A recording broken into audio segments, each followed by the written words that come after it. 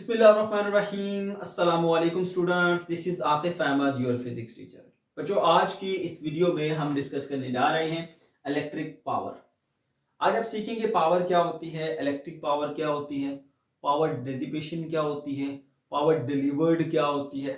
ठीक है, इसकी डेफिनेशन बताऊंगा, इसका फार्मूला बताऊंगा, चार फार्मूले हैं, चारों ड्राइव करके बताऊंगा। सर्किट से इस कंसेप्ट को सिखाऊंगा, इसकी यूनिट क्या है वो बताऊंगा, यूनिट को डिफाइन कैसे किया जाता है वो आपको सिखाऊंगा। और यहाँ पर जो कुछ कंफ्यूजन होती हैं पावर के लिहाज से, जैसे हम यहाँ पर देखते हैं कि ये दो फार्मूले जो हमने ड्राइव किए हैं यहाँ पर, पावर का लोड रेजिस्टेंस के साथ डायरेक्ट रिलेशन भी आ रहा होता है, पावर का इनवर्स रिलेशन भी आ रहा होता है। ये कैसे आ गया? ठीक है, लोड रेजिस्टेंस का पावर के साथ डायरेक्ट भी और इनवर्स भी, दोनों रिलेशन कैसे हो सकते हैं ये आपको सिखाऊंगा कि इसके पीछे क्या साइंस है। और उसके बाद फिर एनर्जी का जो एक यूनिट है किलोवाट आवर, ये बताऊंगा, इसको डिफाइन करूंगा और ये किस तरह से एनर्जी का यूनिट है ये आपको समझाऊंगा। और इसके अलावा इस किलोवाट आवर की हमने जूल्स में कन्वर्जन भी करनी है, मेगा जूल में कन्वर्जन भी करनी है। ठीक है, तो आपको सिखाऊंगा। तो चलिए स्टार्ट करते हैं। सबसे पहले हम सीखते हैं कि पावर होती क्या है। बच्चों, पावर कहते हैं वक्त के लिहाज से काम करने की सलाहियत। समझ गए? रेट ऑफ डूइंग वर्क, काम करने की स्पीड। जितना ज्यादा स्पीड से काम करेंगे उतने ज्यादा पावरफुल होंगे। ठीक है, चलिए मैं आपको समझाता हूँ छोटी सी एग्जांपल से। मान लीजिए जी, ये हमारे पास कुछ ब्लॉक्स पड़े हुए ऐसे, और मैं दो लोगों को बुलाता हूँ। उन ब्लॉक्स को ना यहाँ से उठा के शिफ्ट करना है जी एक नई पोजीशन के ऊपर यहाँ पे। ठीक है, यहाँ शिफ्ट करना है ब्लॉक्स को ऐसे। ठीक है, यहाँ से उठाया ब्लॉक्स को और यहाँ शिफ्ट करना है। अब इसमें पहला एक पर्सन आता है ए, उसने यहाँ से यहाँ तक इनको शिफ्ट किया, यानी 100 जूल लेट्स सपोज इन्होंने वर्क किया इनको यहाँ से यहाँ शिफ्ट करने में। और उसको जो टाइम लगा ना, वो टाइम लगा जी इसको 10 सेकेंड। अब एक और शख्स आता है जिसका नाम बी है, वो भी इन्हीं ब्लॉक्स को यहाँ से यहाँ शिफ्ट करता है, यानी पूरा 100 जूल वर्क ही वो भी परफॉर्म करता है। लेकिन उसने ये काम कर लिया 5 सेकंड के अंदर। तो हम ये कहेंगे कि ये 100 जूल का जो वर्क है ऊपर वाले ए पर्सन ने 10 सेकंड में किया और उतना ही काम नीचे वाले ने 5 सेकंड में कर दिया। तो जो नीचे वाला है वो ज्यादा पावरफुल है ऊपर वाले से। ये पावर कहते हैं रेट ऑफ डूइंग वर्क, वक्त के लिहाज से पावर। ठीक है, वक्त के लिहाज से काम करने की सलाहियत को हम क्या बोलते हैं? पावर बोलते हैं। ये देखिए, इसने 10 सेकंड में 100 जूल वर्क किया तो वक्त के लिहाज से थोड़ा काम किया। इसने 5 सेकंड में 100 जूल वर्क किया तो वक्त के लिहाज से ज्यादा काम किया। वक्त के लिहाज से का मतलब यह है कि 1 सेकंड में कितना वर्क किया। अगर देखा जाए, इसने 1 सेकंड में 10 जूल वर्क किया और इसने 1 सेकंड में 20 जूल वर्क किया। ठीक है, तो वक्त के लिहाज से ज्यादा काम किसका है? इसका काम है बी का, तो ये ज्यादा पावरफुल है। ठीक है, तो इसलिए हम कहते हैं rate of doing work is called power.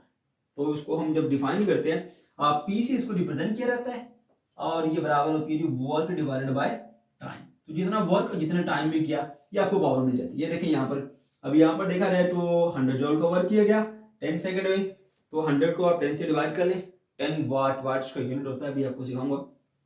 इसी तरह नीचे अगर देखा जाए तो 100 डिवाइडेड बाय 5 सेकंड करेंगे तो ये हमारे पास आएगा 20। तो इसकी पावर 20 वाट है, इसकी पावर 10 वाट है। ठीक है, तो ये था हमारे पास आसान सा सिंपल सा कॉन्सेप्ट जो कि आपने क्लास 9th में भी सीखा था, यहाँ पर मैंने आपको रिवाइज करा दिया।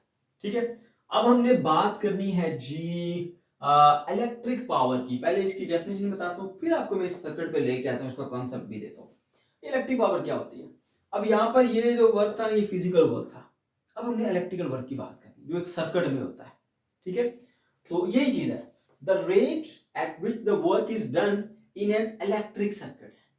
यानी ये भी रेट ऑफ डूइंग वर्क ही है, लेकिन किस में? ये इलेक्ट्रिक सर्किट में है, इज कॉल्ड इलेक्ट्रिक पावर।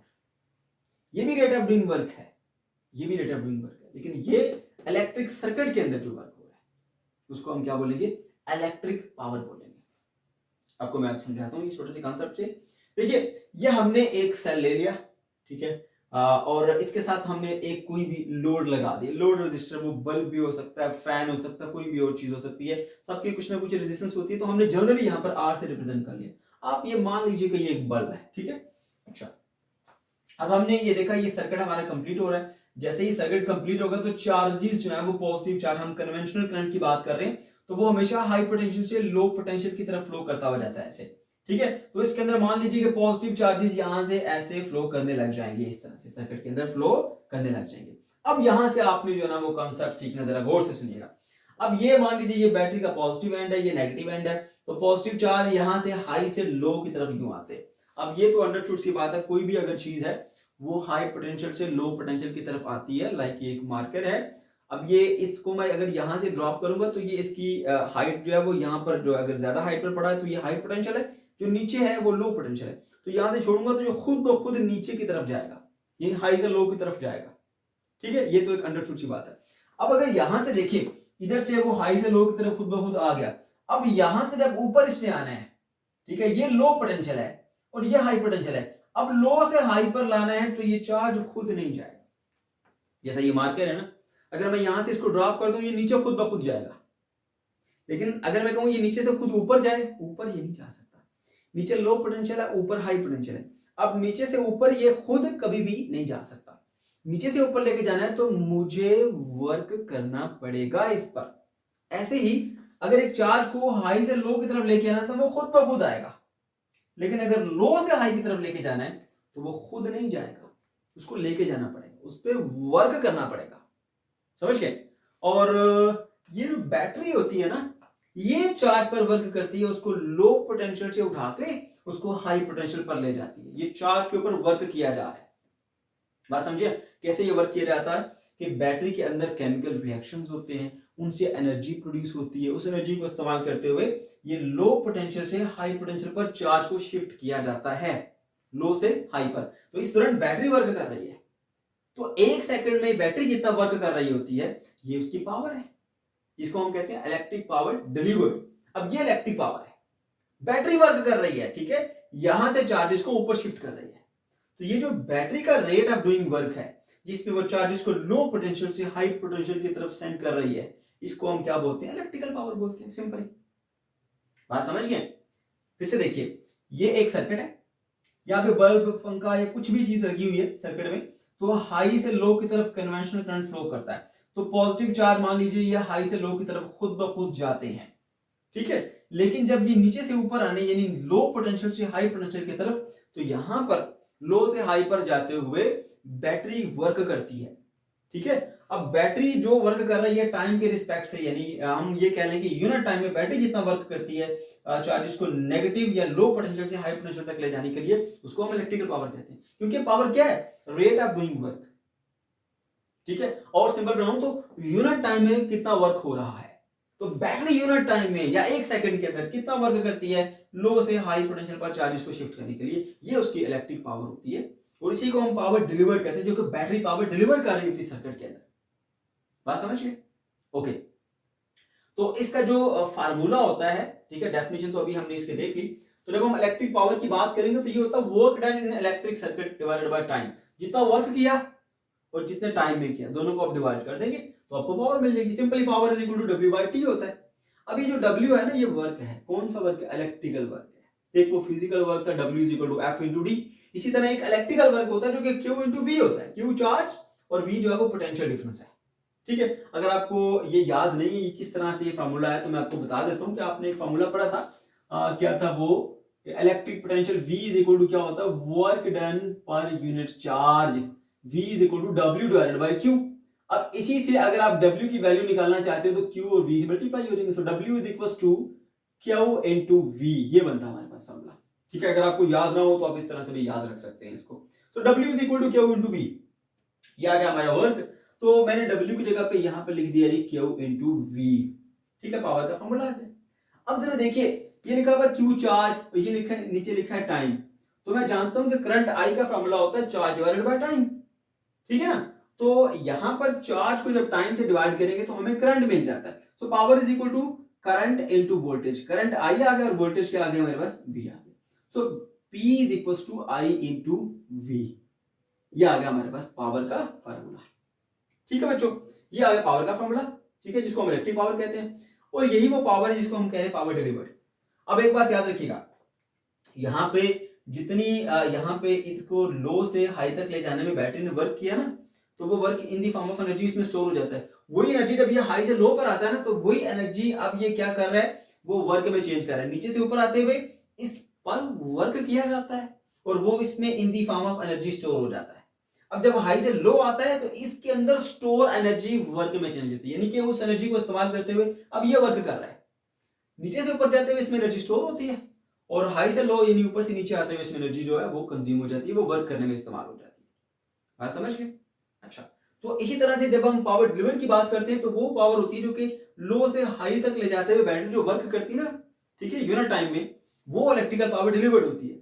और जब पावर डेसिपेशन की बात करें तो वो चार्जेस जब हाई से लो की तरफ जाते हैं तो अपने अंदर मौजूद एनर्जी को इस्तेमाल करते हुए वो वर्क परफॉर्म कर देते हैं।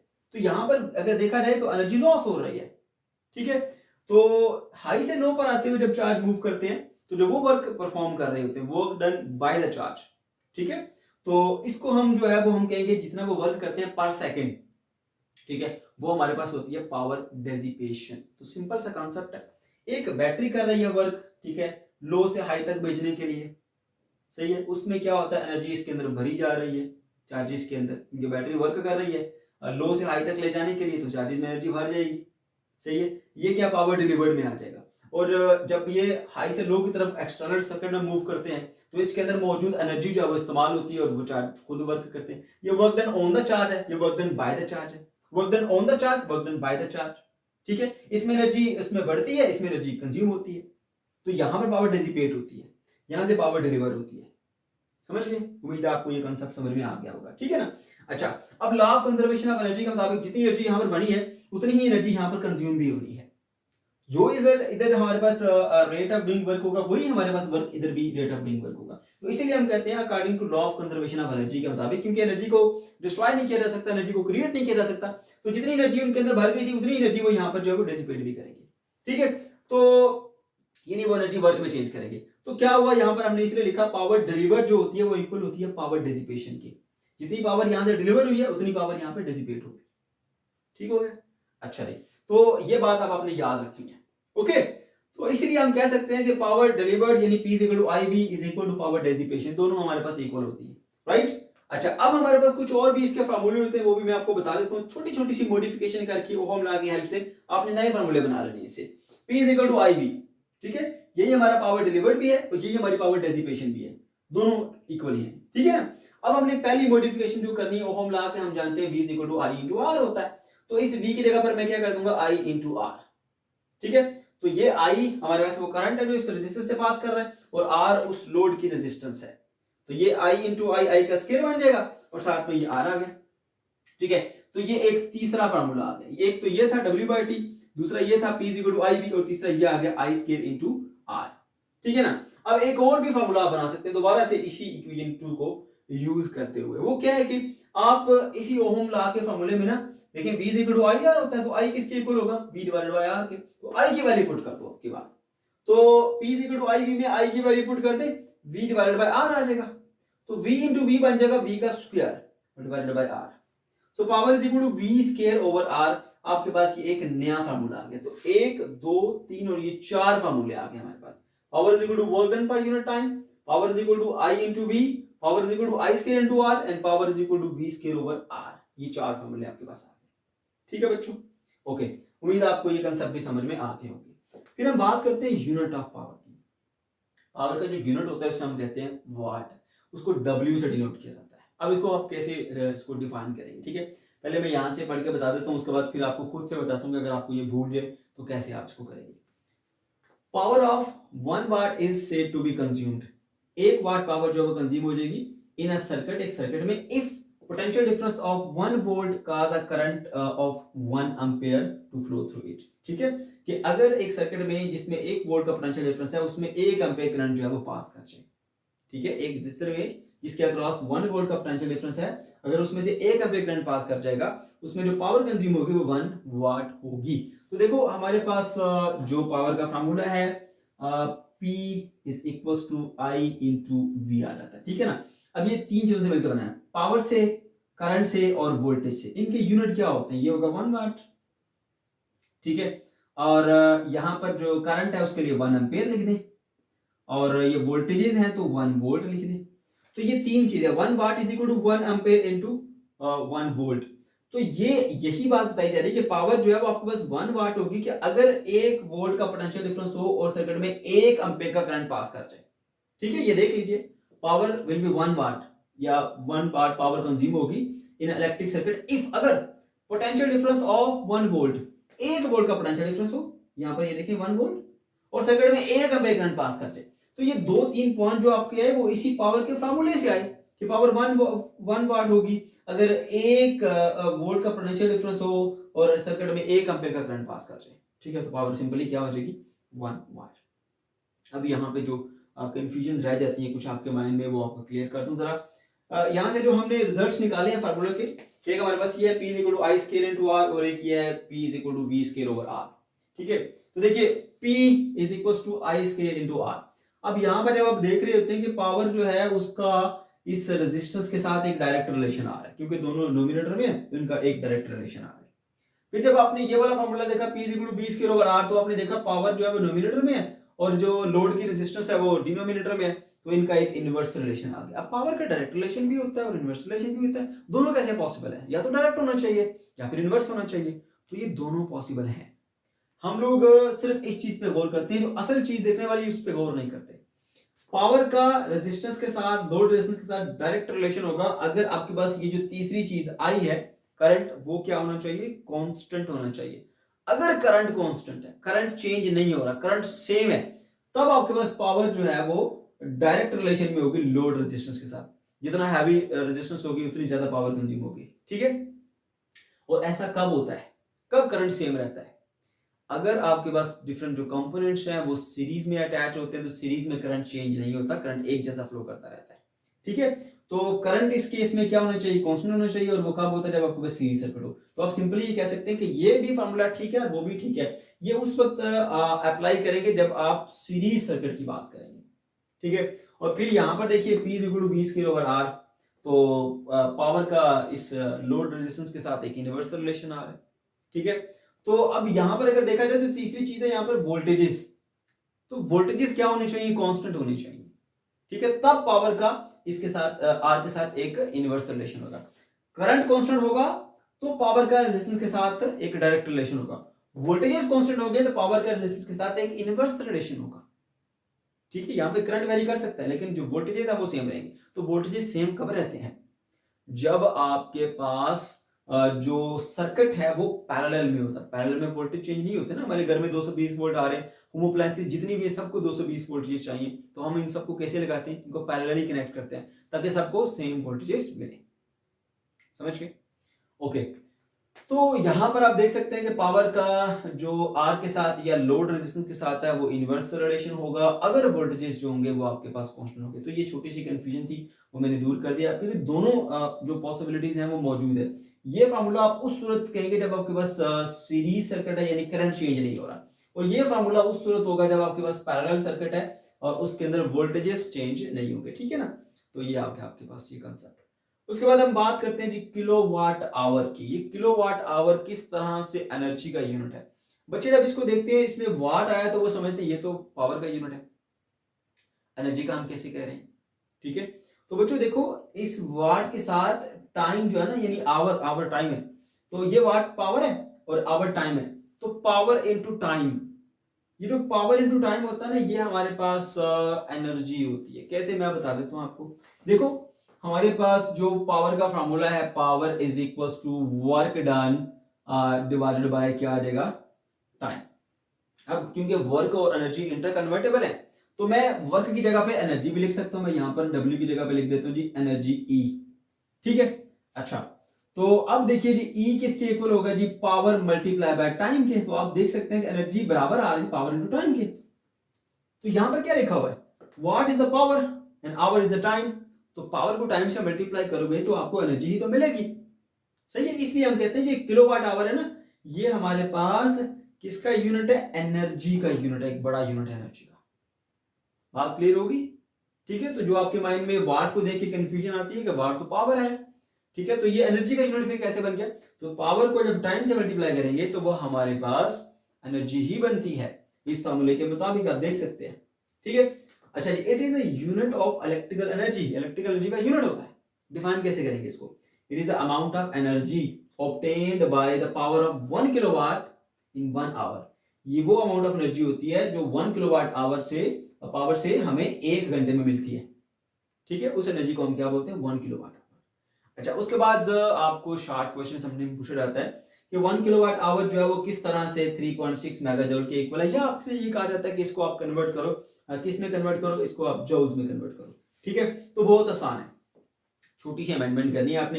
एक तो आपको किलो नजर आ रहा है, किलो इज अ प्रीफिक्स, जिसकी वैल्यू होती है 1000, उसकी वैल्यू पुट कर दो, और ये वाट पावर है, साथ में आ रहा है आवर, तो आवर एक टाइम का यूनिट है, तो आवर्स के सेकंड बना के ना यहाँ पे लिख दो, तो एक आवर में 3600 सेकंड्स होते हैं।